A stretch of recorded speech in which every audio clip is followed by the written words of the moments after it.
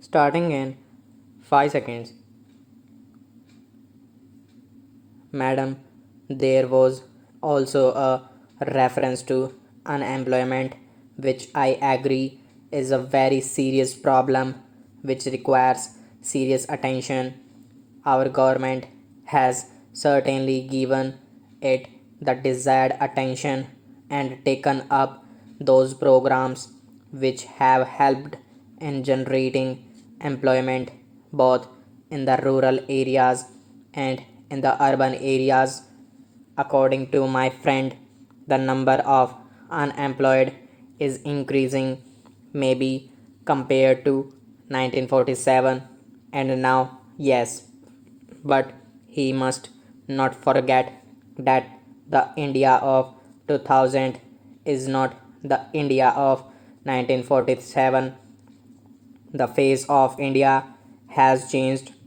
The face of our rural India has changed.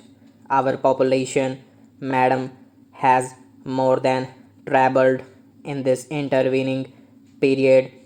If we talk in terms of pure mathematics, then the entire population of India as on 15th August 1947 has been brought above the poverty line.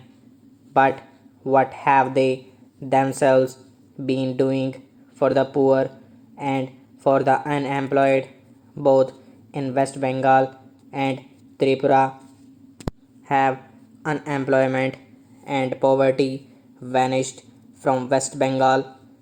Has it vanished in Tripura? In the case of West Bengal, it is in the one state in India where the economy has been most mismanaged, where employment is given not keeping in view the deserving nature of a case, not keeping in view the social and economic plight of an individual, but whether he holds the red card of the CPIM or not.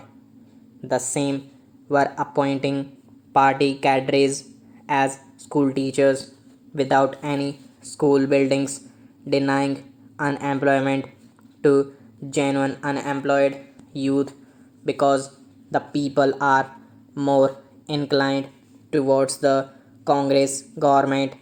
These friends on the other side are becoming upset to an extent that they have refused to accept the verdict of the people. They have refused to accept the mandate given by the people to Congress party even in the latest election in Tripura. Madam, coming back to the situation which prevailed last year, it is a matter of concern that we continue to have a serious challenge posed by the fundamentalist. It is well known that they have been getting the assistance from across the border where training camps have been set up. They are getting weapons from there, and innocent people, including women and children, are becoming increasingly the victims of such forces. We condemn this outside interference and assistance, and we should not have any reservations. Sir, the other threat which we face because of the military build up across our borders is also a threat for all of us to face.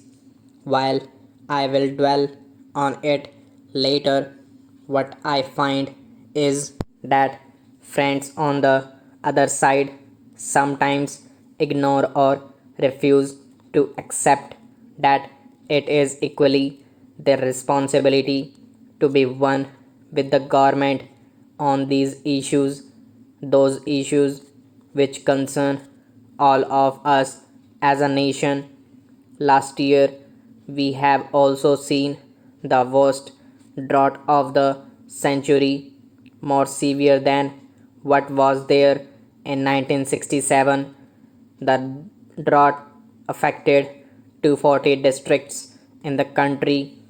In some parts of Saurashtra and Rajasthan, it was for the third or fourth successive year that the drought was there, and in Bengal, Assam, and parts of Bihar do had floods.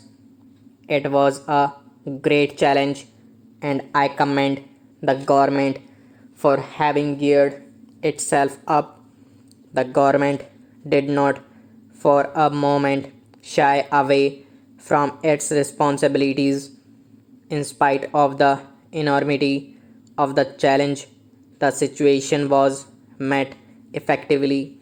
We all know with what promptness the central teams were dispatched to all the affected states to assess the damage or the loss. Timely assistance was provided to the people, particularly to the farmers. The public distribution system was strengthened, water was made available, essential commodities were made available, and there was no panic in any other country, particularly in a developing country.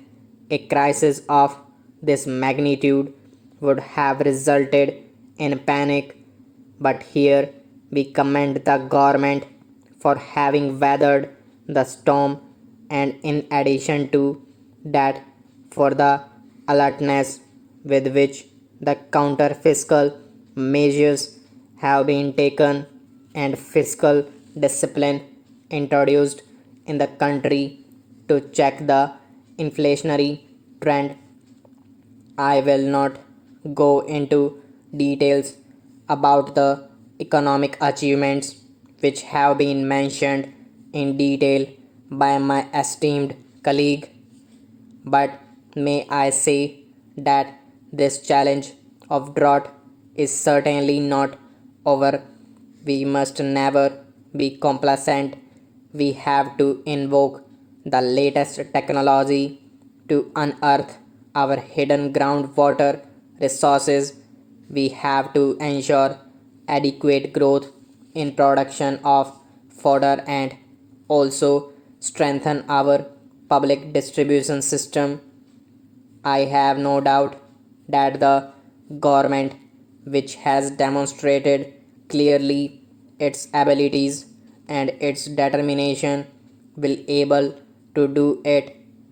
I may briefly mention about some of the very significant achievements during 1988.